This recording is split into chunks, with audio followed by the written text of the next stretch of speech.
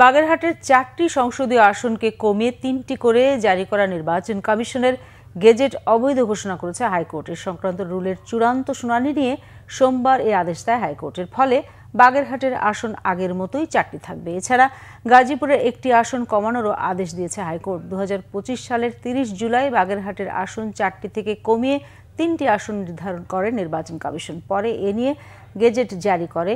এর বিরুদ্ধে উচ্চ আদালতে গেলে শুনানি শেষে সোমবার আদেশ দিয়েছে উচ্চ আদালত। বাগেরহাট 4 বাতিল করেছিল নির্বাচনী আসন 98 এবং 198কে যোগ করেছিল গাজীপুরে। 198টিকে এলিমিনেট করে 96 আসন সংখ্যা 98 যেটা সেটাকে পুনর্বহাল করা হয়েছে।